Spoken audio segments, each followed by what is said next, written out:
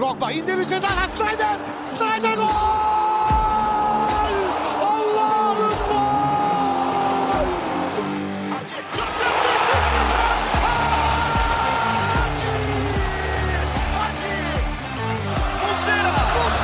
Muslera! Fernando Muslera! Golün adı Muslera! Sarıyoglu. Drogba! This is incredible! Merhaba, and welcome to episode 47 of The Lion's Den, a Galatasaray podcast done by the community for the community. I'm Emre, and I'll be your host for today.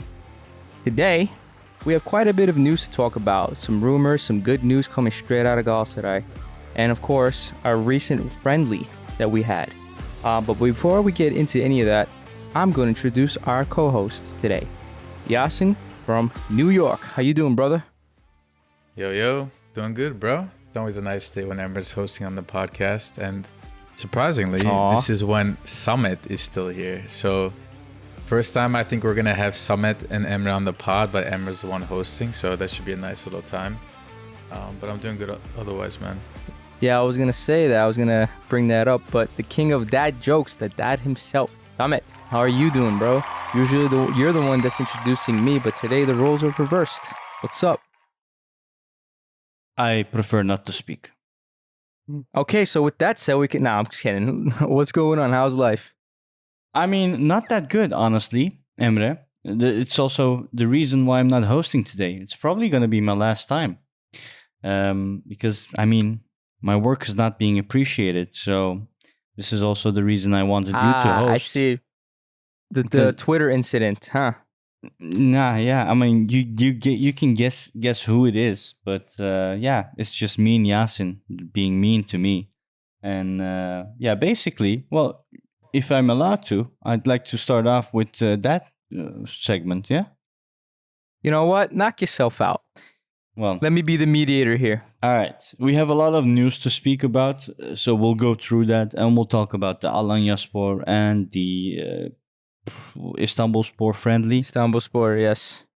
And starting with the first news, I've been busting my nuts, tweeting, giving you quality news right every day. At the same time, it actually comes up. And I'm trying to keep it professional, right? So Right. lots of new followers, lots of new tweets, lots of respect, lots of likes.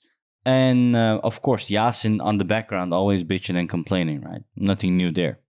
But this time, he actually comes in and deletes my artwork. It's like, imagine I'm in a studio, I'm painting a Mona Lisa, and this guy Yasin comes in and just throws a bucket of paint over it. That's how it felt like. And the tweet,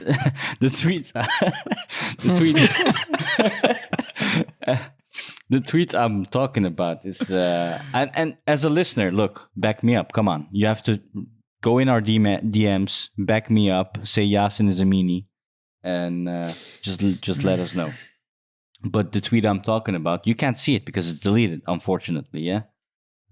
Give us a description of it. The news was Icardi posted a story, yeah?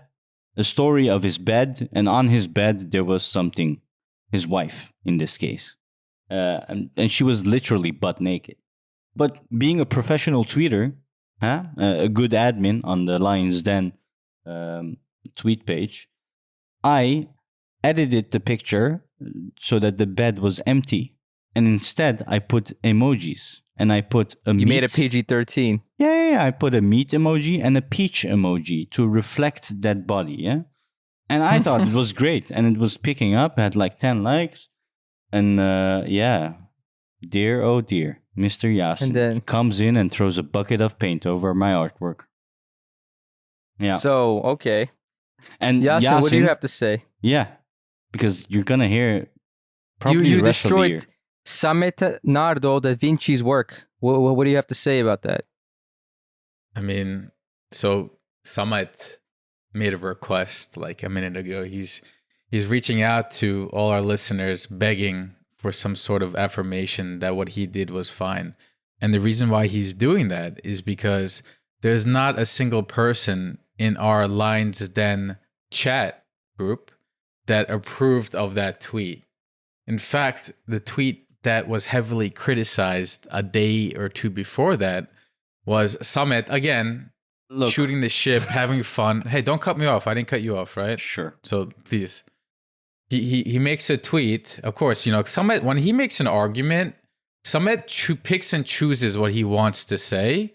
So what he says is always right. He ignores context. If you were to just listen to Samet, of course, I'm always guilty, because Samet is painting this Mona Lisa of an argument where he's always right. But the day before that, Samet makes a tweet of 3 pictures. What was it? Zaniolo, it's bending like Icardi, and somebody else.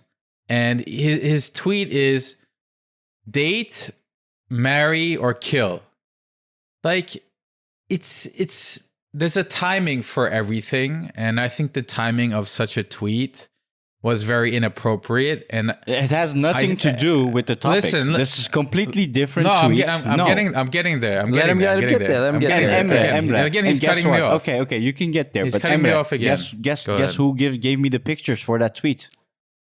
Okay, there's a difference between giving you pictures. It's Yasin. Yeah. Oh. Okay. Again, that has nothing to do with what I just said. Giving you pictures for a tweet is one thing. But I did not recommend writing what you ended up writing in that tweet. Did I? No, I didn't. Okay, so that was a problem. The problem was not the pictures. The problem was what you wrote. I'll give you that one. That one, I had a few drinks. I was at a sushi bar. I'll give you know what's funny? So you wrote a very controversial tweet, and again, nobody was in favor of this. And when you write controversial tweets, I think it's a good idea. And we've been requesting it for some time. If you're not sure, whatever, ask group chat to see if it's an okay tweet. That's it. That one I'm okay with. Yeah, I agree. So everybody was annoyed. Okay, next day when you write the tweet that I ended up deleting, it was a matter of, okay, this is enough. There's no need to write such tweets. It's not professional. I get it. We're trying to have fun on our Twitter page too. But such a dictator. Dictator. It's something you tweet 1,000 tweets a day. People would think that you don't have a job. That's how often you tweet. And listen, I always appreciate it. Listen, ask Emre today. Ask all the other guys the following weeks. I always compliment you on your tweet more than anybody else does. In fact, what? When? Oh, I will. Okay, he's I'm like, not I got even going to take. receipts. I can pull up receipts anytime. Yeah. Yeah, because you only choose to see what you want to see. Anyway, let's not drag it on. I'll get the support in my DMs and I'll show you. And the funny part is, to all our listeners, I did this a few days ago. Samet has been crying like a baby about it. Crying every single day, multiple hours, multiple messages every single day, and he's like, I can't wait to get on the podcast and complain and call you out. Samet, bro, come on, move on, bro. I deleted one tweet of your 50,000 tweets. Look, I'm usually not very heavily opinionated on things, but here and this tweet issue, you're going to hear this for the rest of your life. When we're old, when we're like 70 years old and we're sitting on a bench watching or reading Gala news, I'll remind you of what you did. Speaking of tweets, you know what this reminds me of? Remember that one tweet to our listeners that we had with, Emre, what's Sivasspor's coach? Riza Çalınbay? Oh, yeah. Yeah, Riza Çalınbay is like 150 years old and he's still talking about that one ref call against him when we play Galatasaray because he doesn't forget. Amazing. And then I was like, oh, this must be a Sivaslı thing, just like Riza. Samet is also Sivaslı and he's not going to forget about this. He's going to remind me 1,000 years later, even though it's been 100,000 tweets later and we've moved on, and he's still going to be like, yes, remember that one day you deleted my tweet and I cried about it forever and I still am. I'll be like, I'll have like Alzheimer's by then and I'll be like, what are you talking about? Like, yeah. Let's move on. I think people had enough of look, I didn't put my 2 cents in it, but like, I'll just say like that first tweet you did do, the date, marry, kill, was a little overboard. And it's funny when someone in the tweets just immediately know it was your ass that tweeted it, which is hilarious. Like, that's such a Samet tweet. Well, yeah, that's not the point of the discussion. It's the other deleted tweet. Anyway, it's the deleted tweet, but it's like now it's anyway. Now it's anyway. Yeah, no. It's okay. Anyway. It's been Anyway. It's been 10 minutes. We have to move on. We have to think of the show. all right. Okay, fine. Next episode, we'll have another 10 minutes go at this. All right, fair enough. All right. I think this is a little overboard, but anyway. All right, so Definitely is. we have a Sorry lot of to our news to listeners. talk about. We have on today's menu. We just got past the tweet deletion that Yasin did. Our front man, Mauro Icardi. There's rumors of him going to AC Milan, Roma, or Inter or Bayern. There's so One of many those bullshit four. rumors, Emre. Like Mauro Icardi, Talisca. First of all, Mauro Icardi rumors to AC Milan, Roma, Inter, Bayern, blah blah blah. They're all interested. It's all bullshit. At the moment, but do you think he will stay? Like, even if I like checked. those aren't true. I double checked with a few reporters. Yeah, that's what happens No, when but you tweet. I'm not very talking. good That's not what I'm stuff. talking about. I'm not talking about. I'm talking about. Do you think that Icardi will even stay? Do you think he's happy enough and that we can convince him to stay? That's what I'm asking. That's the thing. So the reporters, Italian reporters I'm speaking to, they said 100% focused on Gala. And if I think he will stay or not, it completely depends on if we will be able to pay his salary. I'm sure we'll strike some sort of deal with PSG, but it's a salary that is kind of, I don't know. And honestly, his lifestyle does worry me a bit because seeing him flying here and there, his kids are like one day in Spain and one day in Argentina. His wife is everywhere in the world. So I'm like, okay, do they really want to settle in Turkey, or have they always been like this, even in Italy, just flying over I believe so. time zones everywhere? It's like the world is their house. So if that's the case, I don't see One it. thing I will say is that they won't see the level of comfort they see here in any other country or any club. Like, you're not going to see this level of comfort going to Bayern, especially Bayern, Yeah, probably. Yeah. right? So yeah, I see him hopefully- staying. All right, hopefully. And Yasin, we have Sasha Bowie contract coming up. Apparently going to be renewed until 2025. A 27 million euro release clause to be added. A 2-year extension, possibly till 2027. And his current 480k salary will become 1 million euros. What do you think about this? It's a bit unexpected. I didn't think we would try anything like that, and more so, I didn't think he would consider it just because he's been on the uprise, and there's known interest from him from many leagues, and rightfully so. That surprises nobody. If we can actually get him to sign anything like that, major kudos to our board, and even more respect to Sacha for understanding and being professional about it. I mean, at the end of the day, it's not like he's doing just us a favor and, giving us a few more years with him. We're doubling his salary essentially, and it's hard to say no to that. Right. If anybody can get their salary doubled today, who's going to say no to it? The release clause, I think, is not crazy given the way that Europe is spending money. Maybe not in Turkey, but in Europe's top 5 leagues. And that's not necessarily to say that we'll only accept 27 million either. We can be like, hey, look, we're going to put this 27 million release clause in case there's a lot of people interested. But if we'll there's a sell team, you for like 20, basically. well, we'll sell you for 20 if there's a team that you really want to go to and it meets the club's interest and so on and so forth. I see no reason why Sacha would not trust our current board. Our current board consisting of Dursun Özbek and Erden Tumor, very nice, respectable people, and they're not going to be the ones that's going to, be a snake on you. They're not going to try and, be selfish in this situation. And fortunately, we have multiple assets in our hand where we're not going to be crazy, difficult to deal with just over a couple of million euros. Fortunately, this is the case that we're in. And I think Sacha has communicated this. And Right. I hope he does accept that. That'll be huge, man. Like, that'll be crazy. Me and if we can do Samet that. are the Sasha Bowie, leaders of the fan club. So Samet, what do you think, dude? Man. Bro, this guy? when he came from Rennes, when he was a nobody at Rennes, and he came and you Right. can see the quality for sure. The only thing he misses is scoring goals, and honestly, that So he's close, just been so many times. Yeah, so close, so many times. Just been unlucky, and you can really see he's eager to get one.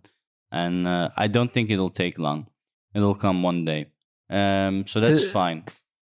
To think that we almost sent this kid away for like less than 2 mil before the season started. Yeah, is no, I never mind-boggling believed to in me. that, honestly, because it was so obvious he was such a valuable asset already back then, even though we rated him like a C, but that was because he didn't really play a lot, right? But when he played against Barcelona, if you recall, he was really solid.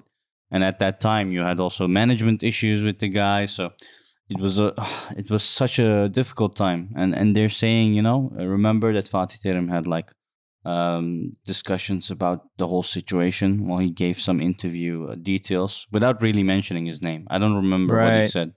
It was like, yeah, one day you buy a player for $1 million and the next day he wants to go away or something like that.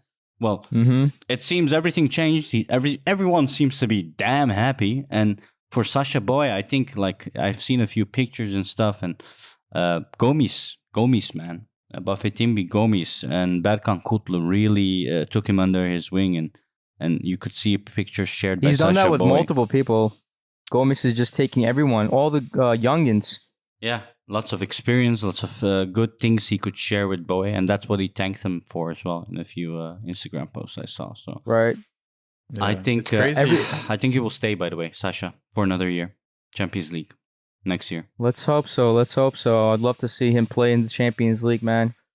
Yeah, I think his value would go up even more. I just wanted to say, I think it's crazy to think that we were actually very close to letting him go for just a few million at the beginning of the season when he wasn't even Right. included in the camp. Mhm. He was clearly unhappy. He wanted to leave. And, we were, I think at the time, just willing to cut our ways and profit, even though if it was just a few mil, and move on. That's why we bought Leo Dubois. I think he was brought in to start. Nobody spends a few million on a previously French starting right back for him to be a bench player in a foreign limited league, right? That we're in. So that was that was a close one. I don't know if we'll ever know the true details of what happened, but whatever did happen, thank God he's still here. He's been one of our most consistent, best players, quiet too. He doesn't complain, he works hard, and he's been goddamn consistent all season long, and that's amazing to see. Yep, our anime boy is really making us proud. And Yeah. hopefully he keeps making us proud. He needs to give us some anime updates, man. I know he was watching. Yeah. Which anime did he watch? The damn long He one. watches Cowboy Bebop. He watches no. No. He watches One Piece, Uh, which has like 1,000+ episodes. yeah, exactly. Yeah. Yeah. So yeah, I love let's that move about on. him. Yeah, I love Bowie. I love everything about the guy. But this has been making me very happy and seeing some progress in the club. It's one of many projects that Dursun Özbek and Erden Timur was talking about before coming to Galatasaray to make it a debt-free club again. So they've been working with a real estate agent called Emlak Konut Real Estate, and they announced that part of Florida was being sold for 1 billion, 1,171 million. They bought it for 58 million euros fully. So now they fully own Floria, all the rights. Mm. And they're expecting to sell that and make 10 billion, give or take in liras, obviously not euros. But for a 58 million euro investment, taking that and being able to reverse that and just make a profit on it is huge, because it's part of the efforts they want to put forward to clean our interests with the banks, right? What do you guys think about this? Do you think it's too much that we're spending, that, it might not be possible? Or do you guys believe that this will actually bring forward something positive in the years coming? I don't know, Yasin, you want to take it first? Sure. I think this is pretty in line and consistent with our transfer strategy in a way, if you think about it. Sometimes you have to spend big money now to make even bigger money later.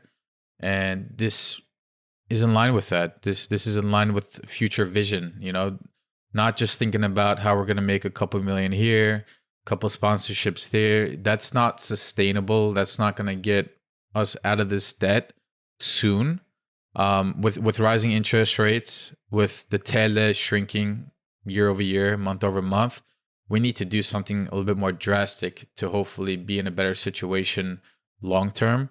And again, that's not sometimes as simple as just bringing in new sponsorships and maybe bringing a couple youth players, because they don't always work out.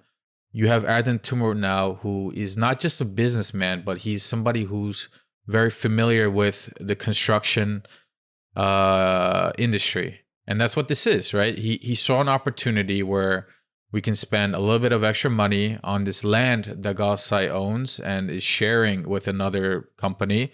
Let's buy that out and let's do what I do best with the people that I know and the connections that I have.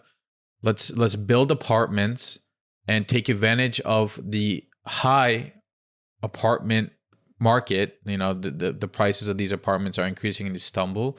And let's cover our debt. Let's get rid of our debt so we can be free of, in the future, government debt. Because every single club in Turkey is bound to government debt right now. And that, unfortunately, means that they have us by the balls, to say it nicely. Yeah. When it comes to making announcements, when it comes to saying what we want to say, when it comes to being able to make transfers that we want to make, we are always having to think in the back of our mind that the government may interrupt in this situation. And by getting rid of our debt, we can get rid of this lurking, worry. So Right. kudos to Erden mentioned, Timur. Independence. Kudos to you him. mentioned debt. Independence. Right. Our debt right now, we're at a deficit of 7 billion, almost 8 billion TL. Yes. So it's in we're going euros, to need it's that. 231 million euros debt that we have net. And we gain, of course, the 58 million.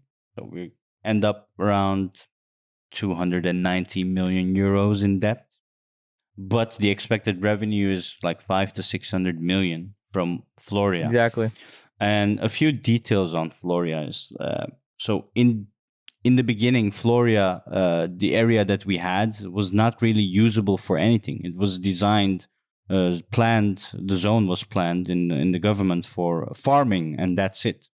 And there we did have some help from the government, just like any other club, Beşiktaş, Fenerbahçe, who got like Maltepe training facilities as well, that fixed up things there.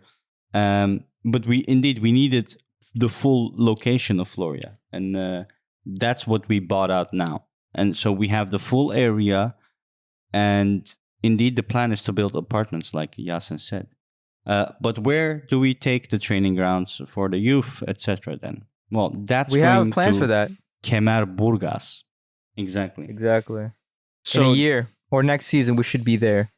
Indeed, it's the plan, and I think we discussed about this when they showed the slides, either in the podcast or WhatsApp, because we did check the presentations that they had. Because Dursun Özbek coming for the elections, he did show all these plans, and he's one by one checking them off. And honestly, I don't think anyone other than Dursun Özbek and his team would be able to seal the deal with Emlak Konut, who had the rest of Floria, which they sold to Galatasaray. So kudos to Dursun Özbek as well, because it's not just Erden Timur. And if it is, like, Dursun Özbek is the guy that brought Erden Timur. He just has a very Seems that solid he learned. board. Yeah. No, so there's going to be a lot of good things. In a few years, we'll be debt-free. We'll have a top-of-the-line youth center with a school as well. That's their plan, by the way. It's just, great vision. Yeah, the poor part is actually putting this vision into place. That's what we've heard a lot of these deals. Burak Elmas came and said, I'm going to do this, I'm going to do that. But hopefully this time, the people in charge will actually put their words to, fruition.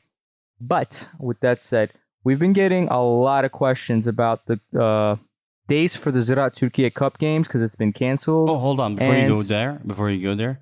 Okay. What do you got to say? About I forgot. Never mind. Go ahead. I just lost it. God damn, somebody just cutting me off, and you don't even know what you want to say. Yeah, I lost it, even though I cut you Oh off. man, Go ahead. man's got his host mode on still. Yeah, All right. Ziraat.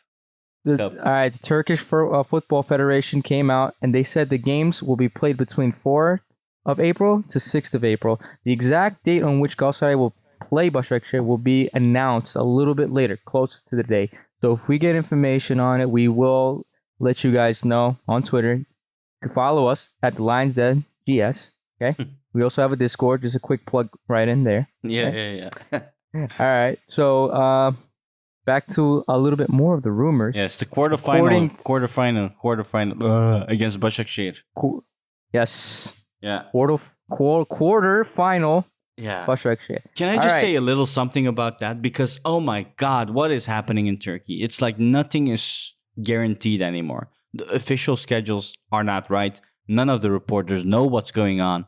It's you tweet one thing and the next thing changes. And I'm talking People about... say, well, what are you doing? Why are you giving us false information? We're not giving you guys false information. They just keep changing the dates. Yeah. Like Adana Demirspor. That was supposed to be our friendly initially. And then it changed to Istanbulspor, right? And that just happened overnight. Başakşehir Cup game on Tuesday was supposed to be. But nothing was announced by nobody. No schedules were changed. And suddenly, bam, they just cancel it like that. So it's frustrating, honestly. And anything can happen in Turkey. So you don't know. Just wanted to get that out there. The state of affairs in Turkey is just, I don't know. It's crazy, man. But, yeah. Yasin. Galatasaray showing interest in 2 Argentinian players for this summer.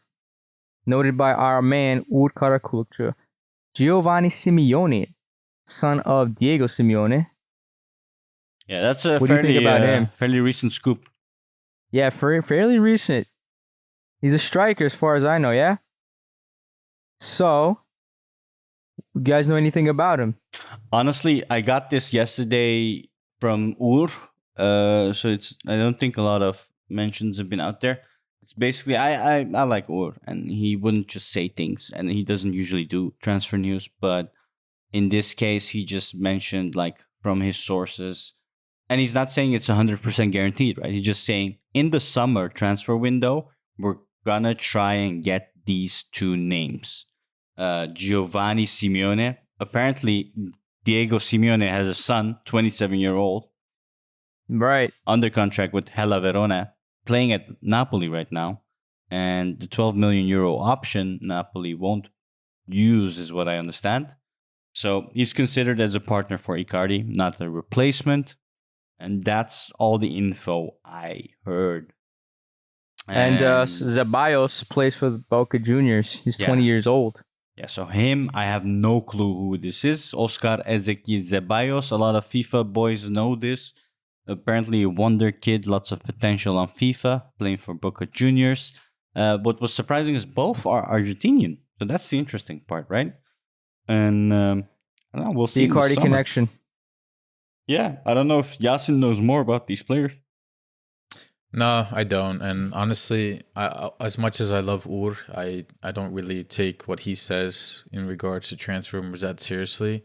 I'm not saying this is made up, but the reality of the fact is there's hundreds of players on our lists going into every single transfer window.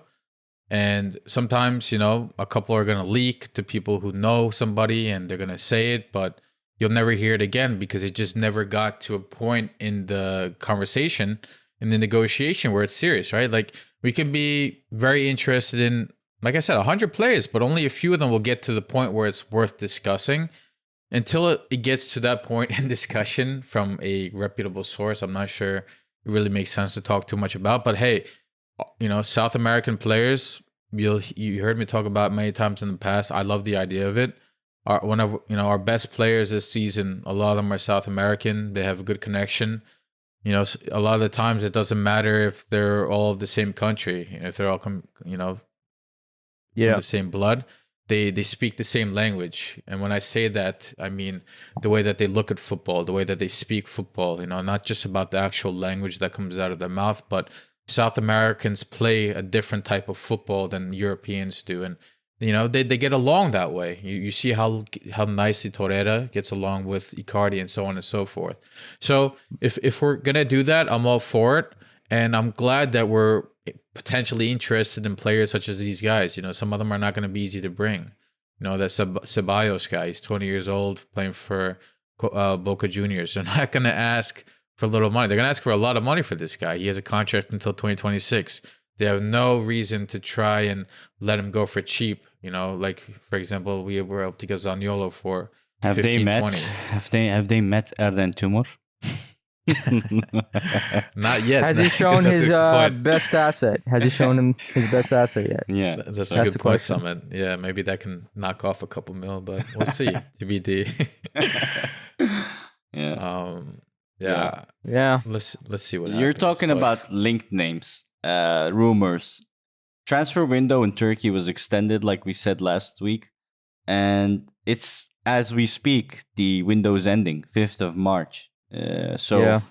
Officially we can announce we have signed 3 players: Kaan Ayhan, Nicolo Zaniolo, Sam Adekugbe as the third one, under the extra foreigner quota because of the disasters in Hatay. And many rumors. Firmino, Mbappe, Ilkay, Di Maria. I'm sorry, not Mbappe, by the way. that's just a nicely photoshopped picture I saw, which was super nice, with a Galatasaray jersey and a jacket he had on.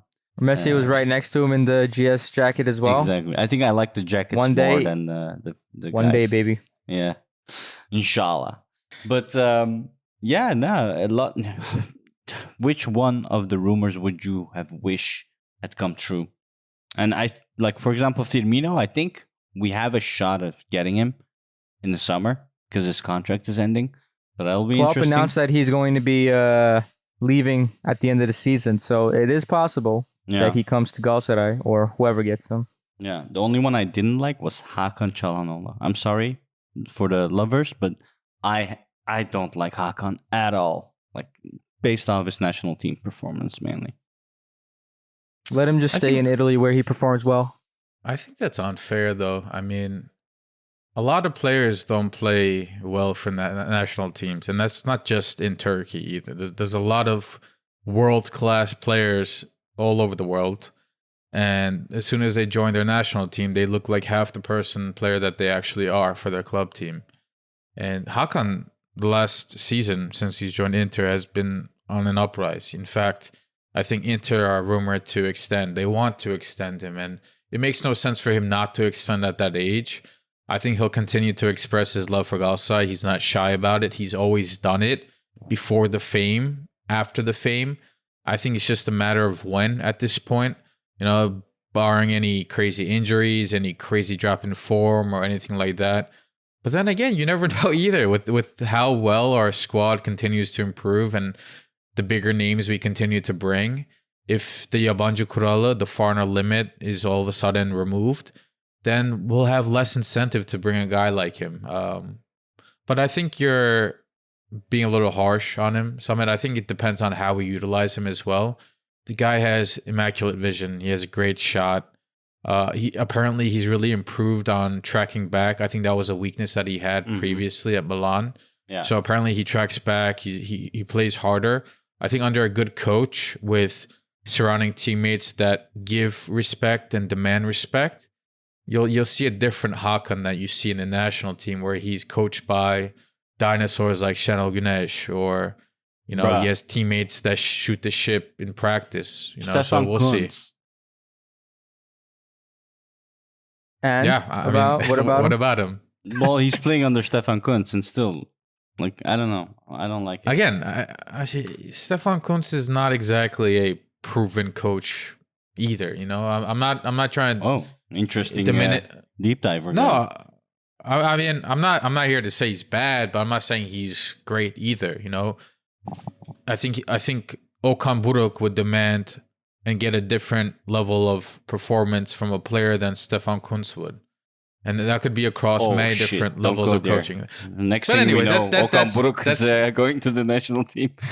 hey, if he continues like this, I don't see why not. But then again, I think Okan is good enough to put that on pause. I think he can. I think he can do better than that. 4 sene üst üste first, and then you can go. Yeah, he's still No, you gotta young. break the record at 5. No, not 4. Gotta break it at 5, baby. Speaking of records, we equalized today. The 13 win streak. And It doesn't feel good for me though. That No. win Yeah, streak. me neither.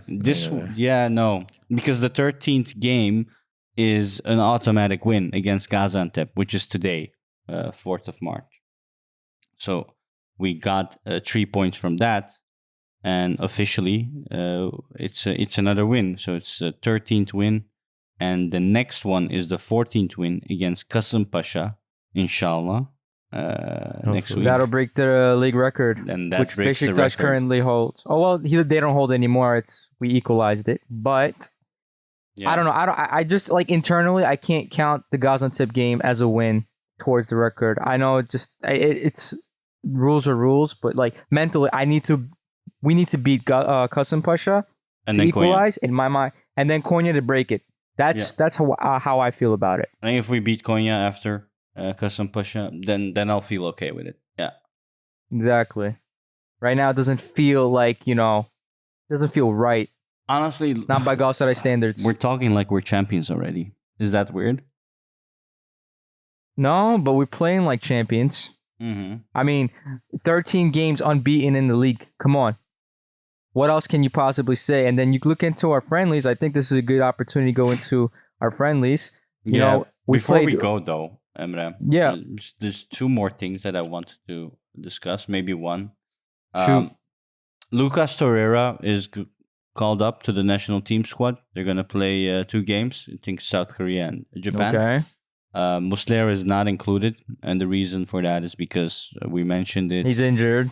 No, not the injury. The reason is not the injury at all, because he's banned. Oh, yeah, right? he got banned from FIFA. That's correct. Exactly. He had a 4-game match ban on the international game, so that's why.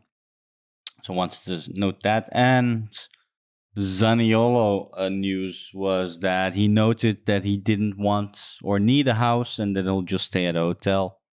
But things may change. Maybe he'll stay at a house because he's feeling very good. So, yeah, I have a feeling. Yeah, go ahead. No, I mean, I'm surprised we kind of missed this, and it has to do with Zaniolo when you said that. Tier 2 source Salimanov actually made a tweet saying that Zaniolo will be sold to AC Milan, I believe it was, at the end of the season. And That was my next point. yeah, Indeed. go ahead. I think we discussed this last episode that Gala is gonna be like a bridge, and a lot of people. I think no, we discussed this last week as well about Milan and what was the name? Del Piero? Oh no, not Del Piero. God, I forgot. We might have discussed the rumors, but Maldini. Salim only made this tweet recently. Yeah. Pretty sure. We're faster than Salim. We're faster than tier 2. We're tier 1. Just saying. You might not like my tweets and delete them, Mr. Yasin, but I'm faster than your tier 2 source. Samet. Neyse. Yeah, sure. Anyway, so Emre, you want to take it to the friendlies? If you guys have nothing else to add to that, I mean, sure, why not? Nah, it's gonna be dragged along if we continue. Yeah, especially you and Yasin with your Twitter debates. This will never end. Yeah. So yeah, we had the Alanyaspor Friendly, which ended in a 4-2 win. Rashica scoring, Berkan, Kutlu scoring, and then our boy Zaniolo scoring in that game. You guys watched it, I assume, yeah? Yeah. Of course. Dude, Zaniolo, man comes in. People were saying he's depressed or he's a injury-prone player. The man just goes in and just pulls a body feint of past the keeper and scores. And the keeper could have injured him too, driving me crazy. But dude, one guy that's really stuck out to me is Bai, man. Barış Alper Yılmaz. I know I've been shitting on this kid, but I do it from love. This is what we do here. We like we've been saying for week after week he wouldn't be able to play either a winger, whatnot, but he played striker he played winger this game, and he was doing great. I think he's finally understanding what it's like to be a normal functioning player on the wing. Finally giving passes, assists. His goal, man, he's like shooting it straight at the goal. I'm starting to get impressed. I know these are just friendlies, but you can really see when a player is coming together in a friendly when they're not making the same mistake. Emre? Normally, the friendlies, usually Okan experiments and we lose them quite hard. Whether lose or I know you're thinking like this is like a reverse totem. Now we're gonna lose against Kasımpaşa, which is our next game. I think that too sometimes. It's like I'd rather lose all our friendlies and win all our league games. If that's what it's come to. But no, I think the way the team is playing right now with how focused they are, I think we'll be fine. We'll be fine. As long as I don't give match predictions, I think we'll be fine. Yeah. So yeah, I mean, what do you guys think about it? The Alanya game. Berkan Kutlu scoring is always a nice time for me. So, no, I think you can almost couple Yasin manifested Berkan. I didn't manifest anything. Into existence. I didn't manifest anything. What I was saying last season was not out of my ass. Rather, it was based on his performances at Alanyaspor. And whether you agree or not, my opinion is last season we were terribly unorganized under Fatih Terim to start the season.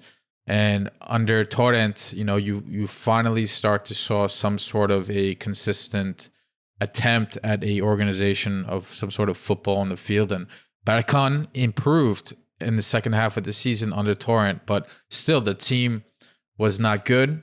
His surrounding teammates were not good. And he was being forced to try and cover multiple positions and responsibilities in a midfield. And that's not easy for anybody unless you're a world-class footballer, which Berkan is not. But that's still okay, and he's still playing sufficient for us. And now we see him under a more organized team with midfielders around him that understand their roles and only ask Berkan to do what he's actually asked to do. And he's shining. He's still not an incredible player, which is, personally, I never said that anyways. But he's doing his job and people are happy with him. It makes me happy to see him score. If he didn't score, still the same logic applies. He's doing a good job in the midfield. He's distributing the ball. He's winning. He makes sloppy passes time to time. That's fine. Most of our players do. But I think he's doing a great job. So if he scores, I'm happy. It makes me happy to see other people being happy about Berkan Kutlu too. Because last season, a lot of people were just constantly cursing at him.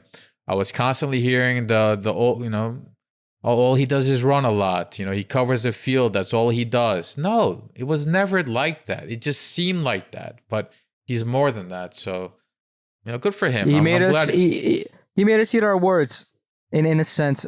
I finally realized, look, you can bring Pep Guardiola, you can bring Klopp, you can bring the best manager to this club during that era. And I don't think any of them would have made it work with that team. With the Thailand midfield, you know what I mean? That's fair. It was completely like unfriendly towards Berkan. It would be unfriendly for whoever. But yeah, one point I wanted to put forward though. Rashica, Samet, you don't rate this guy, but he was playing really well. You weren't rating him though. We said he's a good winger. He's a bit selfish. He's a true winger. But the price tag of 8 million is something I don't agree with. Max 4 million we're talking. And then fine. But yeah. Because you weren't really you didn't look at that price tag because of the performance. You're like, he's not that great. I wouldn't pay 8 mil for him. But he was playing on the right side, but now he's been shifted to the left side and he's scoring and he's assisting. What do you think now? Would you go back and revert some of what you said? No, still left, right. It's still the same. I think The final passes, decisions he makes, I'm not quite convinced there. But he's a good player. I'm not saying he's a bad player, but 8 million is something out of the world. It doesn't. I don't even agree with this approach at assessing a player. We didn't pay 8 million yet, did we? No. Until we pay X amount of money for a player, there's no reason to assess him based on that valuation. You know, what did we pay for Rashid? I don't remember. I think it was almost close to a free loan, right? Something like that. Mm-hmm. It was a last minute transfer, and you know we needed a winger. I think we should rather look at it like, has he improved this team? Does he make the players around him shine? Does he contribute to the team? No. With whatever role he's given? And really, you don't think he contributes to this team? No. I think the team contributes to him, and he scores, and that's what I think of him. He's like, put any other winger, like Barış Alper Yılmaz, will also perform the same if you're like at least at a certain level. So I'd rather put, if they want 8 million, put that 8 million towards Zaniolo, for example. Or a Cardi. Yeah, that's a different argument, of course. Like I'm not saying we should spend 8 million. Or I'm saying instead of looking at the money, just look at his performance, and you know, are we happy with it so far? Oh yeah, given for sure. his contribution, I think he's doing a good job. Is he incredible? Again, no. Like we have actually incredible players on our team, but I don't think But we should name me a let that winger that's not doing well with us right now. Well, Yunus was one that wasn't doing well until very recent. Well, And Barış Alper I wasn't doing great either. Yeah, I think Yunus, Barış, they've both had good moments, but they both have plenty of room to improve as well. And we're starting to see it with Barış a little bit. And with Yunus, we've just seen him get into his form a little bit better. And, you know, again, you're not going to have every single one of your squad players play at their peak all year round. Rashica had a very good time period up until the break. And after he kind of lost his form, but he's still trying. He didn't give up. And, you know, he had this goal in the friendly. And, you know, he's a good option to have. Now that we have Zaniolo, of course, his minutes are going to get affected severely as long as Zaniolo's, you know, fit. And hey, you can go even as far as to say, even if Zaniolo is not fit, he probably still might not play over a guy like Yunus or Barış, depending on who we're playing and how Okan wants to play. But again, I don't think that should undermine his performance and his attitude towards the team. I appreciate him being here. You know, I think he's been good. I think he's a very solid player. And if he ever starts, I would not complain. If you know, that's how I look at it, at least. Mm-hmm. I think, yeah, I had to defend him a little bit. I feel like you were a bit harsh. That's why I was asking him about it, because I don't know. I like Rashica as a player. I think if we do have an option to buy him for like 4 or 5 million, I think we should definitely go for him. He's still pretty young, and he's not been injured lately, and he could be a good rotational player for like Kadam. You know, he can play on both wings. That's what I love about the guy. I love players that can play on both wings. It just provides an extra depth to the team. Yeah. Now max 4 million. I mean, he's 26. So I'm 1 million in between. Not a big deal. You're swimming in money, Emre. Allah. Yes, we are. And then Timur Baba is here. I think another thing to consider is he going to want to join or stay here if he's not granted a starting position? I mean, who wouldn't want to be in his team, bro? Yes, but he's 26. Like you said, he's a year or two away from another potential long contract. His current one ends in 2 years, I think. Yeah, 2 years at Norwich. So in the next 2 years, he has to prove to football that he's worth another couple million-year contract for a few years. If he stays with Galatasaray or Norwich and is a bench player, his value diminishes severely. And I don't know if he's going to want to stay here if he's going to be a bench player. Of course, if we're in Europe, I think it's not if, it's going to be a matter of when. Then, you know, he can get more minutes and he can really shine that way. But we'll see. I think it's too early to say that, just because we've seen ups and downs with Rashica, and we still have another, 12 or so games to go.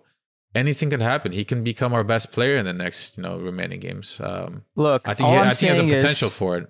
All I'm saying is, if I was Rashica, I'd rather go and be a bench player at Galatasaray and try to get into the team and play in Europe than go back to Norwich City and potentially play for relegation. That's all I'm saying. Okay, That's all I'm saying. Of course, if those are his only options, but just to play devil's advocate here, would you rather, in his situation, stay at Gala as a bench player, or go to maybe Başakşehir or Beşiktaş and still play potentially in the Conference League and be a starter, like guaranteed 90 minutes a game? Bro, Beşiktaş If I was doesn't have him- the money, man. They're buying players from this league and they're getting it for free, bro. Come on. Maybe we can Oh, do you know? pay them. Maybe we can pay them like 6 or 7 million for Jetson. Oh, yeah. Get Son. And Dude, then they have to Don't do say the- Jetson to me, bro. Do not say Jetson to me, man. I'm still super tilted with that. Quick anyways, funny that's it. fact: they bought someone from Kayseri. Well, they thought that's the funny story.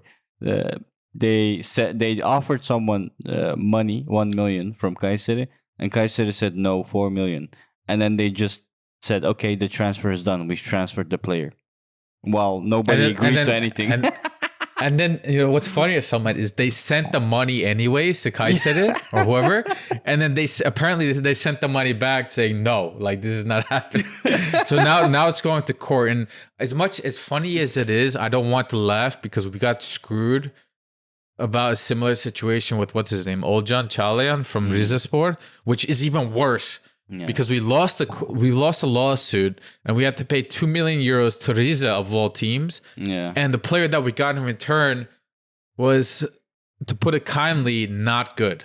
So Mediocre. Yeah. No, Yeah. he was good. He was good until he got married with that girl. I saw it on Instagram. I saw his they were puffy together. They were- jackets. Samet, you're always on Instagram, mashallah, bro. they were together for a long time, bro. Yeah, Come on. yeah, but the moment he put that ring on and I saw the puffy jackets with the girl and blah, blah, blah. Yeah. Anyway, Alanyaspor Okay. Friendly, it was 4-2. Berkan scored. Zaniolo scored. Rashica scored. Barış Alper Yılmaz scored. And Zaniolo was his first game, unofficial, friendly. He came in 14 minutes, bam, scored. And the assist he got was from our boy Kerem. Actually, Kerem had 2 assists, no, in this game. One for Zaniolo and also the assist. Well, can you call it an assist? Barış Alper did create that banger out of nothing, but he got it from Kerem. So, Yeah. I we think it's played well. quickly.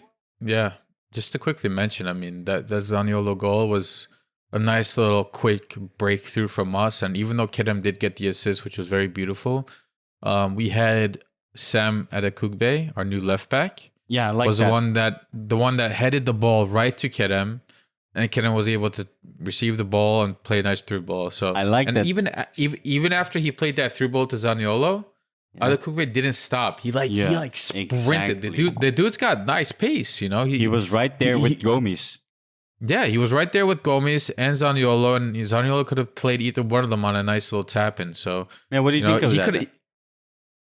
It's nice. I No, appreciate it. Like Zaniolo not passing. What do you think of that? No, there's nothing wrong with Why that. would He's you just- pass there, bro? Come on, it's open net. Yeah, there's nothing wrong with that. He's basically a striker. He has a mind of a striker. He beat the goalie and he had the Yeah. ball. It's him and the goal. Why would he pass? No, at that no, I point? mean, Man before almost he got his beat the goalie. ankles broken. Before he beat the goalie, he had to tap the ball. Like he didn't really have his mind was to tap that ball forward away from the goalie and stay alive and make sure he doesn't get freaking cleared. So Yeah, yeah. No, I Stay agree. I alive, agree. like he I was agree. getting shot at or something. that goalie came out strong, man. Yeah, yeah. No, Oh, man. indeed, that's something I forgot to mention. What the fuck, dude? Zaniolo just came and you're trying to injure the guy? Jesus Christ! Well, I don't think he was trying to injure him, but yeah, both But it's friendlies a actually, friendly, both bro. teams played very. I think sometimes these teams and a lot of players forget the idea of what a friendly is. Yeah.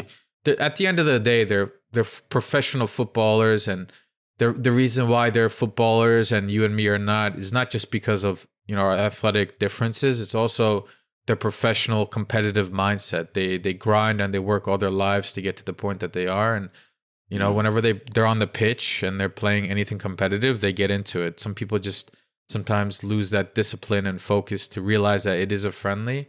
And I do get it mad in the situation, but sometimes I understand they're just having fun. They're doing what they always do. So Yeah. no You hurt know what's feelings. funny? You know what's crazy? It's crazy. Like Galatasaray is the first of every team, bro. Name me one other team that played a friendly and had their coach leave their team after that friendly. Tell me one coach. Barry Oli. Yeah, he left the team. He left it to the hands of Ersun Yanal after that game. I don't know if That's this was hilarious. pre-planned or not. Farioli, I mean, There's- yeah. Barry, right? Yeah. I thought you That's said crazy. Zaniolo. No, I've never seen that, Emre. That is a very interesting first. And to add on to that, just a funny addition. When they were introducing Ersun Yanal at like the signing conference, the presentation, Farioli was there too. He like all smiles and he was hugging the Alanya president. He was hugging Ersun Yanal. Have you ever seen that? Like, No. I think this is another classic throw it in the bucket of Turkish football things. I've never seen that before. The guy just got I think it was let nice, go. though. It's beautiful. I Yeah, loved it, but like yeah, it's just exactly. funny to me. You never Like- expect something like that to happen. That's really what Yasin's saying. Yeah. Like, you know how they always like in their contracts they always say, "Oh, by mutual consent." yeah. This is literally the epitome of mutual consent. It's like everybody's happy. Like the dude probably already has his like next job in line. Like, Yeah. here you go, Aston. Have fun. Yeah. Good luck. Mhm. I thought that was hilarious. Yeah. And there was two more things about the Alanya game, the friendly. Mertens wasn't playing, obviously, in neither of the friendlies because of his injury. It's nothing serious, like we said. He's just getting ready for Kasımpaşa. Don't want to press it. And Icardi's hair is black. Well, was black because as of today on his Instagram, he just told us he changed it back to blonde again, which is good because I was worried. You don't want to change things when things are going well. And the Yenge reverted her hair into brunette. Exactly. They're like yin and yang, bro. It's like, I don't know what the hell is going on between them. Yeah, but don't they're want to just get like, into their relationship, bro. I don't, man. I don't know what it is, but as long as he's happy and he's playing, I don't give a damn. Yeah. Well- when did we play the Alanya game again? Was it Wednesday? I don't remember the exact day, to be honest with you. Sunday. I think it was like the day after our last podcast. Sunday, February 26th. Oh yeah, that's true. That's been a week indeed.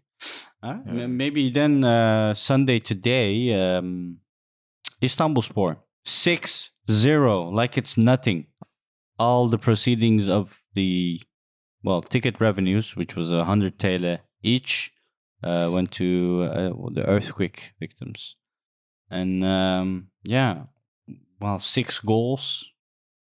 Rashidska again, 8th minute, assist from Gomes. Rashica. Yeah, I'm sorry, man. It's the only. I don't know. It's Yasin that gave me this virus. Oh, yeah. God damn, bro. You just blame everything on Yasin today, aren't It you? is. It is. Not today. Every day. No, I'm used to the usual banter or the slander, but that little... Yeah. You go It's okay. It's Just let me finish up calling the names of the goals. Remember? Oliveira made the 2-0, 18th minute. Gomes made the 3-0, 39th minute. Emin Bayram, my boy, 4-0.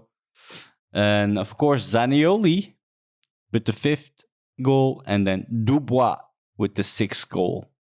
So, should we go goal by goal? Or let's start with the injury I thought that Kerem had. I was so worried in this game. And I was like, oh no. Please don't tell me Kerem is injured.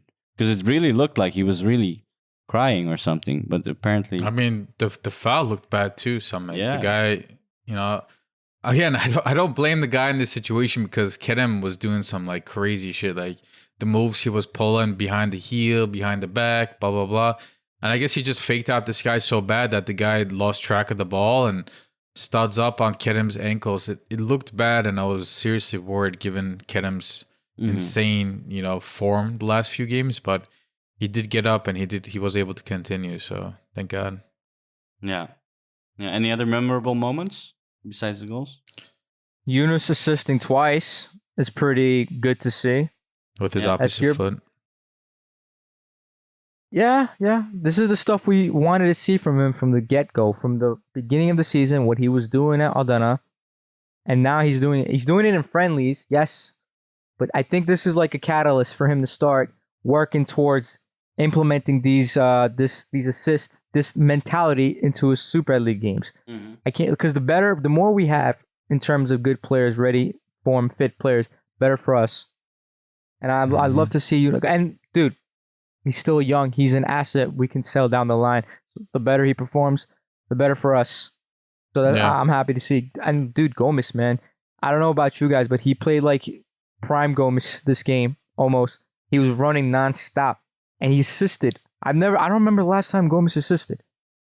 When was the last time he assisted? Someone tell me, or my brain's gonna explode. But for a 37-year-old, yeah. For a 37-year-old, he's definitely putting in respectable 37, performances. So, Oh my! yeah, it's turning 38 this year, no? almost as old as Summit, man. That's crazy. Shut up, man. It's like Yikes. Well, what's I think, the Italian dude at AC Milan? He's 41. Ibrahimovic. Ibra? Yeah. Still playing as well. It's insane, isn't it? Yeah, he's something else. But I think besides the goals, you were asking what we can talk about. I think Yusuf, 19-year-old Yusuf Didn't want to bring Demir, it up. Jesus no, Christ. I think we should definitely bring it up. So he played in the Let me second go half first as then. a sub. Yeah. No, I'll go first. No, you can defend him because goddamn, I was watching second half with my baby in my hand and a bottle in my other, and I was seeing Yusuf like giving these passes to nowhere, and then shaking his head or like this attitude. I don't know where the fuck this attitude is coming from, but it was pissing me off so much, and I was like, I have to text Yasin. So I put down my baby, and she started crying because she needs feeding, right? So We see where your priorities are. Okay. yeah, Continue. well, bruh, I'm like, Yasin, you see that? You see what your boy is doing? You see what your Karadeniz's boy is doing? And yeah. But on the other side, I do think we have to own up to these young players and support them in their development. Oh my God, what am I saying? He pissed me off so much. Insert Summit's like comment of "You're such a belly dancer." Like this is Summit right now. Tell me not. Yeah. You can't just shit on the kid and then be like, "Oh, but he's 19. We got to support him." It doesn't work like that. You Why need not? to stay It's being consistent. objective. I'm being objective. But that's not being objective, bro. I mean, like if you truly want to be objective, I'll take a turn at it. He hasn't been very good for most of the season. Whenever he does play, he's been facing a lot of injuries. Consistently on and off. Nothing major, but he's been Because injured. of your introduction, bro. He's a Karadeniz's boy, just like me. For anyone that wants to actually listen to the transfer introduction that we did, it's in the past episodes. We have like bits, so you can go and have a look at that. Go ahead. Yeah, Yes. those are fun. But I mean, again, it's I don't want to take too much time on this. He's 19. He's been injured throughout the season. He is new to this environment, unlike our other 19, 20-year-olds that have been in Galatasaray for a long time, like Emin Bayram or Metahan or Yunus Atalay, Akın. man is like retire. He's gonna retire in the benches. Yeah, I forgot all about him just because unfortunately he's he was not able to take advantage of the opportunities that he's had. But these kids have been around the Galatasaray atmosphere for a long time. There were ups and downs, and regardless if it was a down or not, they've always understood what it is to play under the shirt of Galatasaray. It's not easy. A lot of players fall to it. They can't handle it, and they don't know how to represent it properly. Yusuf Demir, 19 years old, coming to this club. Yes, he's played for Barcelona before, but still, Galatasaray is a different atmosphere, right? And I don't think it's easy for him. I don't think it's easy for anybody to join this club and do well right away, but especially given his age and his minutes. With all that said, again, I think he played decent this game. He did have moments where he played a bad pass. There was one moment where I really didn't like. He was selfish. He could have passed it to Zaniolo on his right side. He decided to take a shot instead. I didn't like that at all. But this is stuff that is more acceptable from a 19-year-old rather than a 26 or 27-year-old who's experienced and matured over time, right? So you should, absolutely give him benefit of the doubt in these situations. It's not until he starts doing it consistently many times in a short period of time where you can start to lose hope, and then you can start to criticize him without regret then. But in the meantime, again, I think he was involved in the play. I think we were able to utilize him for what he's good at, which is playing that, inverted winger on the right side. He was able to come in and, a lot of give and go passes with Berkan, with Zaniolo, whoever else was in that midfield, I forget now, but we were able to utilize him a little bit better. He got an assist to Emin Bayram. Where's the thank you for that, Mr. Emin Bayram lover Samet? I thought that was nice. It was a simple cross, but an assist is an assist. The goal Zaniolo scored, that came off of a save that Yusuf forced from the goalie. It was a decent shot, decent enough where the goalie couldn't hold it, and the goalie deflected right to Zaniolo, who was in the right spot at the right time, and he scored. Again, it might not be an assist on paper, but it was created because of Yusuf's attempt on target. So you make great points, bro. You make great points. I just wanted to butt in and just say, if this was anybody else, literally anyone else, Samet wouldn't give a damn. Because I remember in the beginning of the season, Yunus was doing terrible, and you didn't hear any of this from Samet. There was this one game he was really terrible, and that episode I said Yunus was really bad. And that was the one game everyone also said, like, listen, he should go. But away, we were blah, saying blah, that blah. for weeks. We were saying it for weeks. That bad for weeks, though. Come on. Look, okay. Anyways, Yunus is 22. Like, Yunus is my boy. Yunus is 22. You're we right, all love Yunus, bro. You're right. I love right. Like Yunus, that's Summit, bro. That's Summit. Bro, anyone that's Karadin lives rent free in his head, bro. He just immediately links him to you. Bro, the day we find out that Yusuf is like equals Yasin. That's in his mind. That's how it functions. That's a mathematical equation. Unless we find out that Yusuf is like 1% Dutch somehow, then it's GG's for Yusuf and his career. I know. Yeah. I didn't like Halil either, so come on. That is true. Yeah, because he's also Rizeli. There you go. He's a Karadin as well. So I guess it's the Rize Yasin connection in his head. It's the Karadeniz hatred is greater than the Dutch love. So No. I love my Karadeniz boys. Who? Just like which you. Which Karadeniz boy do you love, bro? You can't name me one. Sabri. You see, Emre, he could have said Yasin. He doesn't even say Yasin. Yeah, I was just going to say that, bro. You had the easiest answer right here. I did. No, You picked Sabri over Yasin. Is I Sabri even Yasin Karadeniz? Yeah. I don't know. He does look like it. Oh my God. You don't He's even not. know. My God. No, he's not. Oh, he's Samsun. Okay, he's Samsun. He is. So. Oh, Anyway, shit, I didn't know that. yeah, no. Great game. It was like no clenching, friendlies, 6 goals, like it's nothing. Originally, it was going to be Adana Demirspor, like we said. Yeah. Oliveira was also great this game. Scored a banger. Yeah, what is there to say? Zaniolo was amazing again. I don't know, man. Dude, Zaniolo abused that right wing. He abused that. Yeah. Bro, it's he's here for one long training session, bro. He's in Turkey for one long training session. It's obvious. This league is a joke to him. I'm telling you. It's not even fair. Nazar Demirson, but holy shit, when you have 3 players on you and you have to fucking foul Zaniolo to stop him, it's actually ridiculous. Mashallah. And beyond just Zaniolo, I know we're kind of coming towards the end, but I think he's just making a overall, analysis of the last 2 preseason game. I mean, not preseason. I'm sorry, friendly games heading into our league game. Everybody seems to be focused, and that is so important heading into the last stretch of the season. Everybody wants the jersey. Everybody's trying their hardest. Everybody is hustling. Everybody is putting in a damn good performance in these friendlies. Everybody, whether it's 45 minutes, the half that they get, or 65, whatever it is, people are hustling. They're working together. They're supporting each other.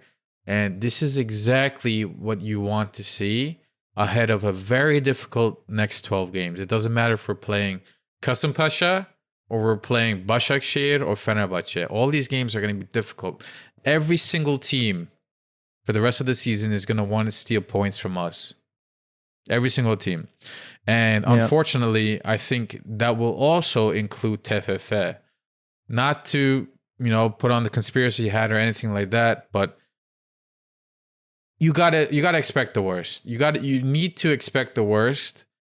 And this is a message to Okan and the players and the fans. Not that anybody's really listening, but you need to stay focused. You need to. You never know. Okan's listening. Hi, Hojam. I love you. Love you, Hojam. I trusted you from day one, just so you know.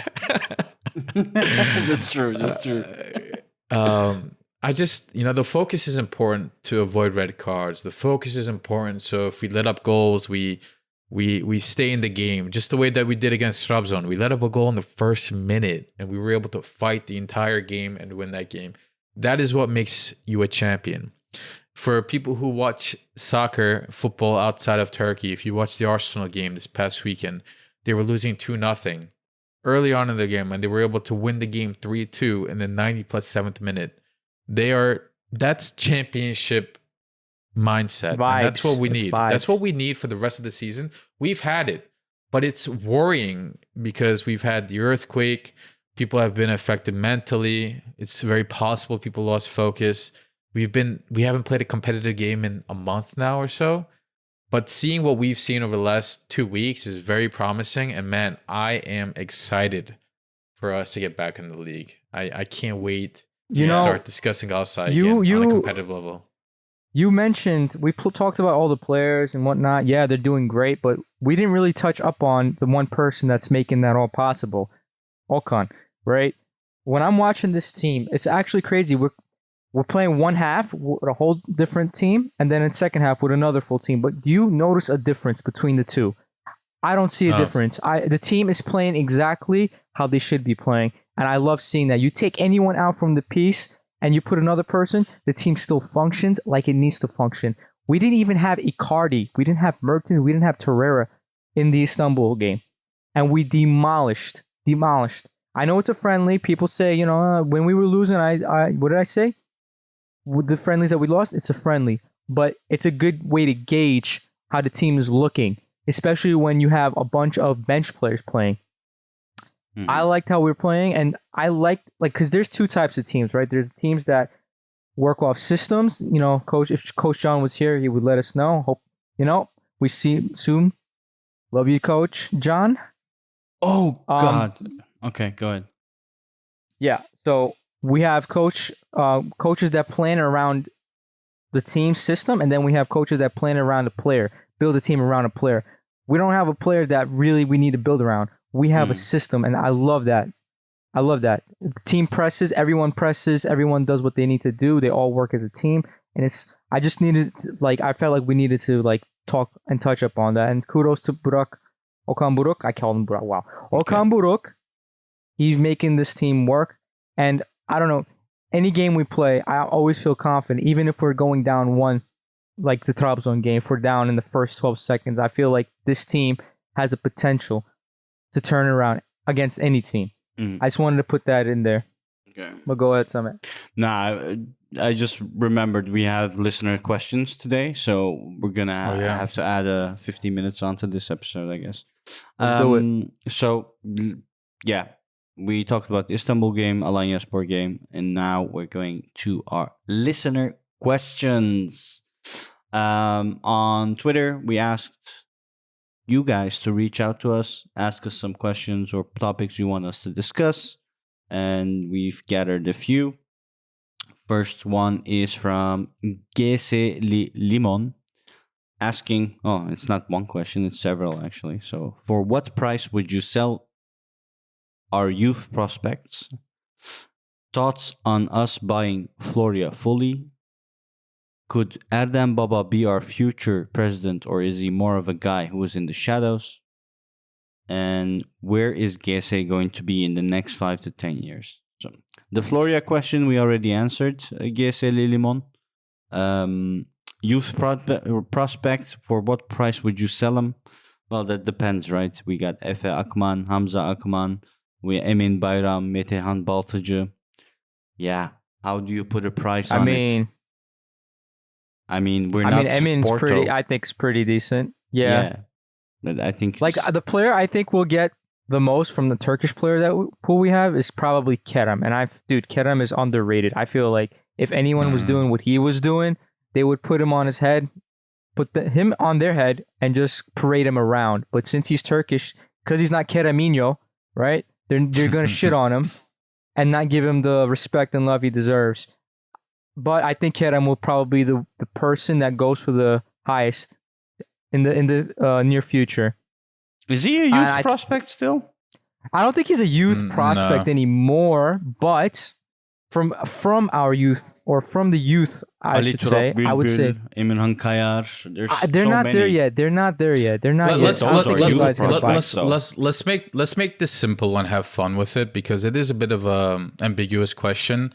So let's just narrow it down to Yunus Akgün. He's a youth prospect. He's still 22 years old. Let's add Emin Bayram. Let's add Metehan Baltacı, and let's add Efe.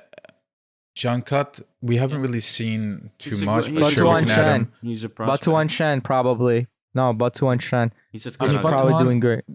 Again, these guys we haven't really seen. Okay, sure. We can talk about them. And then the Akman brothers. And I think that there's a lot more. But like these are the main ones that are in the headlines in Galatasaray news these days. So let's just throw numbers, since I think that's the question. Starting with the highest, the most potential. At this point, they'll all go for like between 1 to 8 mil, 6 mil, like not higher than 5 mil even.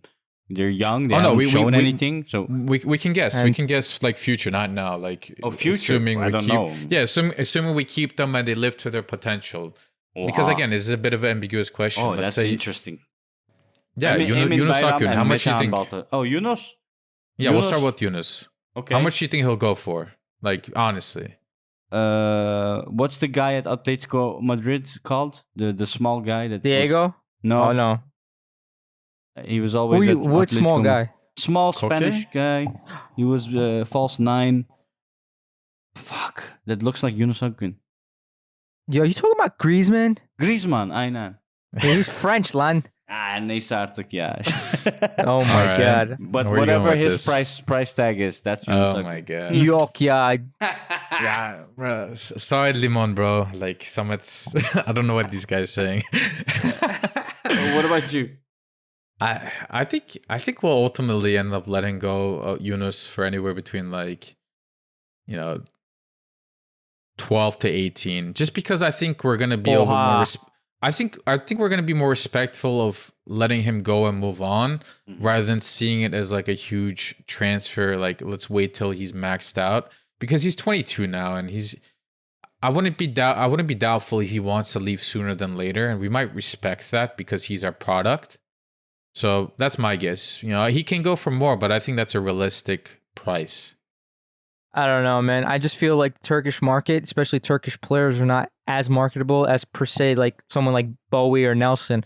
I don't think they'll be going from over 10 mil unless they show some Kerem level, Even Kerem is struggling to get offers over like 10 mil, okay? He's getting offers for like 8 mil, and Kerem's been doing work for 2 seasons now. I don't know numbers, but I hear Kerem's getting decent offers lately. Well, as of late, maybe, but like I think like official, I think it was like 8 mil or something like that as of late. And they're like, no, go screw yourself for Kerem. Like, you see, that's what I'm saying. We're like, Turkish players are not seeing the value yet until we sell someone. I think the Turkish player that went for the most was Cenk Tosun, right? And look what he had to do to get to that price point, bro. It's unrealistic to expect players like Yunus and like Emin to go for anywhere over 10 mil, especially over 15 mil. But if I would say, Yunus would probably go for between 7 to 8 to 9 mil. That's where I would say he would go. Okay. I think for the sake of time, we need to kind of just be a little bit quicker with it. Let's go. Emin, Metehan, Marcao levels 13, 15, maybe even 20. But I'm not going to say anything. Ozan Kabak, how much did we get for him? Ozan Kabak was doing work in Champions League, though. That's true. But we don't know what we'll do in Champions League the upcoming year, so. Like, if you tell me right now, I don't know. But even then. And Emin will have a crazy run in the Champions League. You don't know. That's the thing. It's a bit of an ambiguous. Maybe. All right, next question. Let's go. Floria, we had discussed. So, Erdem Baba, future president, or more of a guy who's in the shadows? I don't know. Erdem More of the guy in the shadows. personally, but yeah, that's what I think. I think it's a different role to be a president, and Dursun has done it before. Dursun has connections. Look, Dursun Özbek has connections. He basically gathered. Look, but no, he gathered the whole lease and he made everyone like barışmak, right? Like we're all cool again. Everyone's helping each other out. Like Adnan Polat just came back and like part of the club again, right? Like this is Adnan Polat we're talking about. So like Erden Tümur is more the guy who just does he gets shit done. Yeah, I think Emre kind of has a good point on the relationship and the connection side of things. I mean, I think Erden Tümur would run for president if he has to. Let's say it's between, a specific party that doesn't want Erden Tümur, and then nobody that he knows, let's say like in this case, Dursun Özbek wants to run for president, and then he's left all alone. Then he might be like, you know what? I put a lot of time into Galatasaray, and I don't think that this other side has the same vision that I do. I'll run for president. And then he might, run for president by himself with his own team.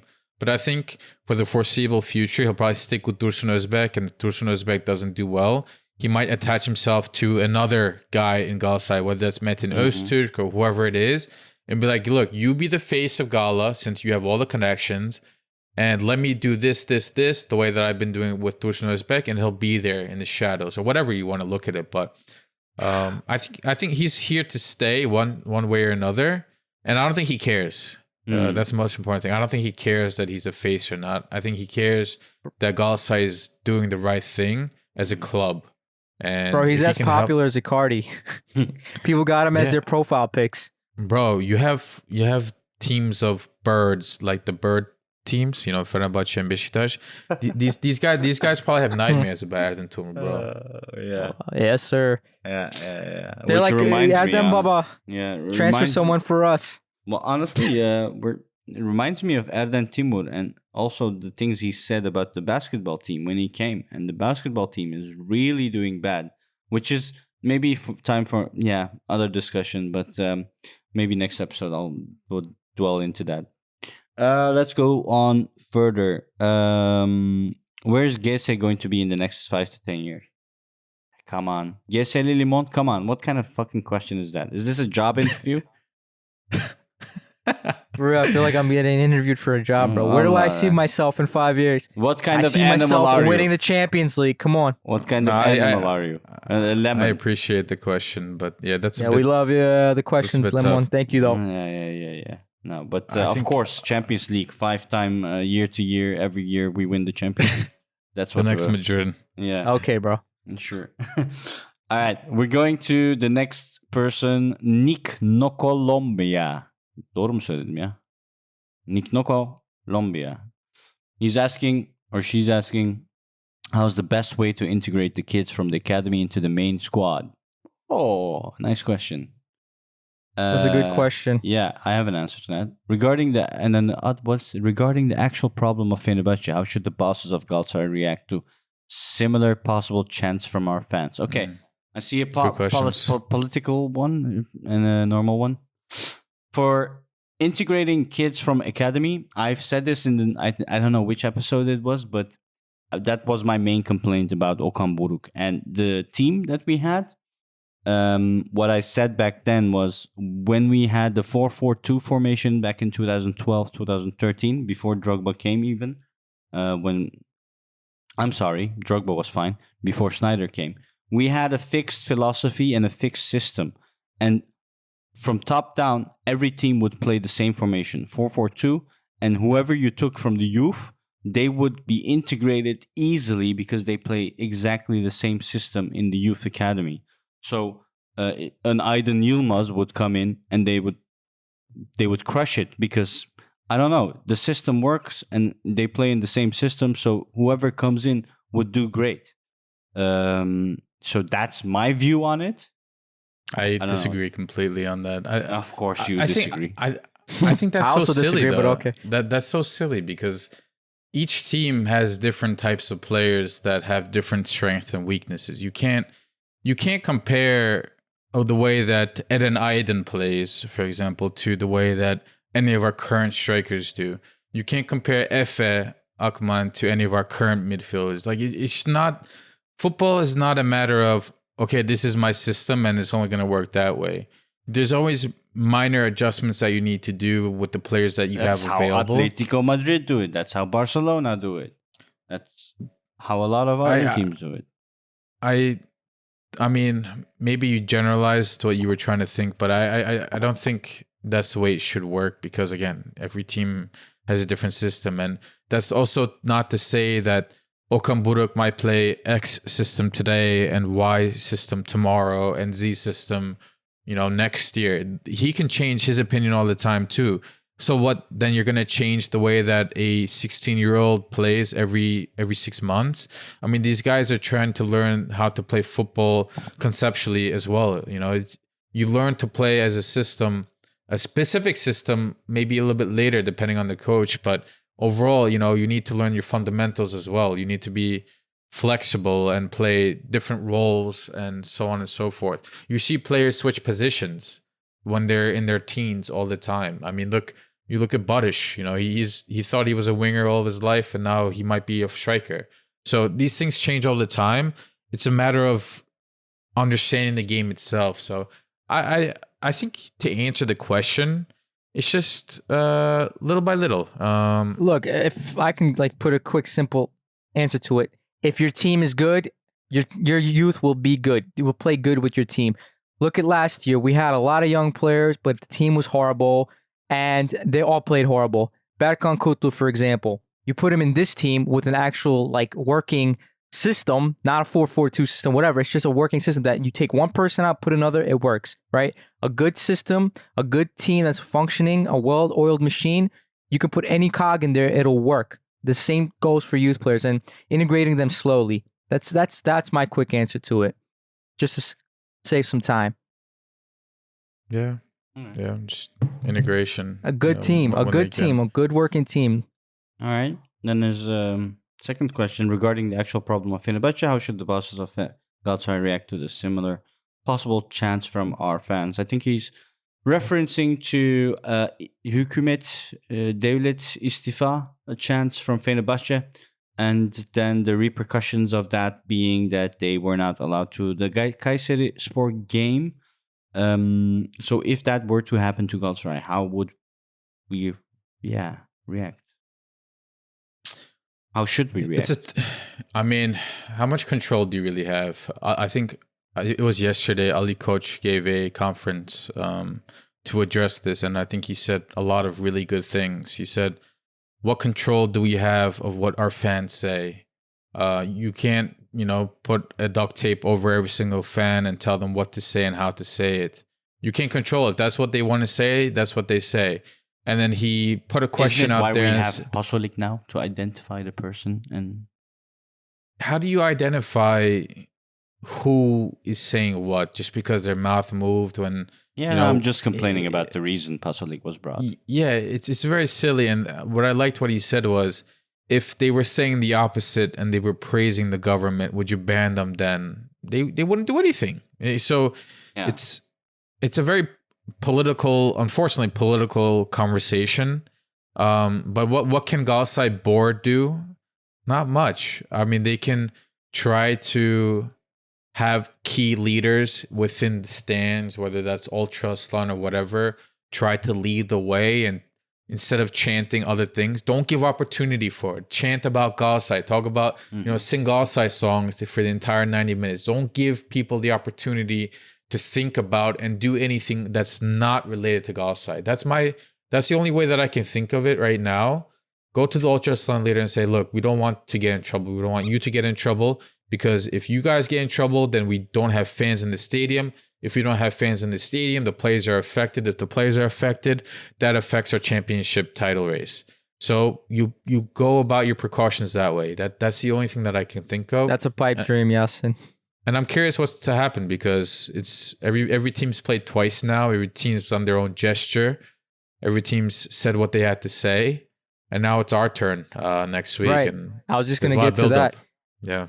Look, everyone said their piece. Beşiktaş said their piece. Trabzon said their piece, but they didn't go really deep into the hükümet part. Fenerbahçe said their piece. And Galatasaray, we got to one-up all of them. And so they're going to say something or do something with the choreography, I imagine so. And there's no way of... It might be a rumor, but I think they'll probably do something. And I think there's a possibility that we will piss someone off. I personally wouldn't like to see us go into politics, but if we don't, then you're gonna hear it from everyone else, like, oh wow, you guys are government lackeys, etc., and then our championship is going to be, tainted by their views, like, oh, you guys only got it because you didn't, you sucked up to the government, etc. Yeah, damned if you do, damned if you do, damned if you don't. Exactly. Yeah. There's no other way to go about it. They got us by the balls. Exactly. Right. I mean, politics. We're at the end of the episode, so probably nobody's gonna hear us. But let's still be precautious. Let's go to the last question, and then we can round it up. This one is from Okan KCER, Okan Koçer, I guess. And he's asking, do you think that we will dominate the next 5 years with the idea/system Erden, Timur, and Dursun Özbek brought us? I mean, what is the idea? What is the system? I would ask as well. Last year, we had a completely different idea, completely different system, completely different focus. And this year, we try again with some older, experienced players, mixing it up a bit, which I think is good if you look at last year and the unsuccessfulness there. But we also have to ask, like, teams like Porto, Benfica, putting 80, 90 million euro clauses on their players and consistently being in Europe every year. Will we be able to manage that? What if? That's the thing. We have to really plan out the summer transfers already. What if, what will happen if Mertens leaves, if Zaniolo leaves, if Icardi is not transferred? Like, it's going to be interesting. If Torreira leaves, Nelson leaves. Which is a high probability they leave, so, how do we keep these players with us? I don't know. Honestly, look, whoever wants to stay, they can stay. If not, they're more than welcome to leave, because this is Galatasaray. Remember when I was saying, oh, Jetson, but what did I say? Jetson we didn't get Jetson. Us, bro. Yes, he wanted us, but we couldn't get him because of some, Burak Elmas. I don't want to get into that, right? But the point, what I said was, if he doesn't come, this is Galatasaray, we'll find someone, if not better. And what do? We look, we're leaders, right? And where's Beşiktaş right now? Mm-hmm. Okay? So, as long as we keep up this mentality, Erden Timur, Dursun Özbek put in place, we will be fine. And as long as there's no power struggle between them down the line, and they just, don't end up fighting, I can see this team elevating to new levels. Hopefully, like the Faruk Şüren, era. I hope so. That's what I hope. Seeing, championships back-to-back 4 or 5 years, and a European Cup to follow along with that. That's if, everything goes according to plan. But usually plans don't go according to plan, most often than not, because people can be people.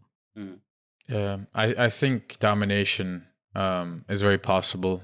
And the reason for it is just looking at what we were able to do in the span of, last season to this season. Dursun Özbek and Erden Timur took over a team that finished in 13th place last season. We were abysmal. Terrible. 13th place, man.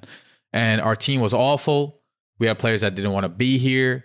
We had no Europe this season. And look at the team that we were able to form this past summer with a brand new board, with a short period of time, and with the fact that we had, again, no Europe and 13th place. Erden Timur himself said, I have players that I'm speaking to, and they're asking me, why did you finish 13th place last year? That's what they're asking him. And that this is the team he was able to make with these questions in that scenario. Now imagine next year where some of these players are going to stay, and then you're going to have an addition of 20 to 40 Some people say 50 million in budget because of the sales that they're assuming are going to happen. You're going to have Europe, and then you're going to have a board who has a full year of experience, who has already gone through the hard part of transforming the team that we had last season into the one that we had this season. Now, just imagine what they can do now at the end of this season if, and hopefully when we become champions. God forbid we don't become champions, we still have Europe. And we still have some of these players with contracts. You have Torreira, who's here for 3-4 years. I don't know. We have Sergio, who's there for 3-4 years. We have Mertens, who's here for another year, because apparently we're, I think, automatically going to extend him another year. These guys are still here. So the possibility is endless, but the vision is there, and we're seeing it improve from last summer to this window. The rumors that are in place, I think the possibilities are endless. To answer your question, Champions League money coming in. Yeah, and the guaranteed money that's going to come in, and if we do well, it's not guaranteed. We still have to go play through the playoff groups. games. Well, if you get into group stages of Europe and Champions then League, there's a guaranteed portion of it. But you're right, that there's performance based too. The only thing that's out of our control is how we place with coefficients in Europe. If we or the rest of the Turkish league teams suck in Europe, our coefficients are going to go down, and then we're not going to have a guaranteed place in Champions League or Europa League. So I heard, Yasin, Yeah. sorry to cut you off. No, the coefficient for this year does not count for what we get placed into next year. That's what I read. There's a year lag. So it doesn't. There isn't like they can get us to 10th place right now if they could, right? But that doesn't mean we're gonna go straight into the group stages. Exactly. It wouldn't go into effect until the year after. Indeed. So I mean, this is gonna sound. Someone's gonna give me shit for this, but you're gonna want to hope that Fenerbahce, Başakşehir, Sivasspor do well in Europe. Not too well. You don't want them winning anything, but you want them to progress and get points. So when we do have the opportunity to go into Europe next year and the year after that, then we go straight into Champions League, assuming we're on the trajectory that we're on, and that's being the Bayern Munich, the Madrid, the best team in the league every year. They can do well, man. It's fine. We need the points. And I mean, you can see Fenerbahce already posting pictures of our UEFA Cup because they're through the stages. That's just hilarious. Anyway, I hope we answered all your questions. It's been a long episode. So who wants to sign it off? Well, I started the host. I may as well be finishing it. So, yeah. Oh, one more thing. Shout out to a Patreon that just subscribed. Burhan, thank you very much. We love that you're a member, and I hope you're enjoying what we're doing. So, back to you, Emre. Thank you, Burhan, for your Patreon subscription. We appreciate it. And today was a pretty long, session. We'd like to thank all of you that actually stood with us till now. Again, you guys are awesome.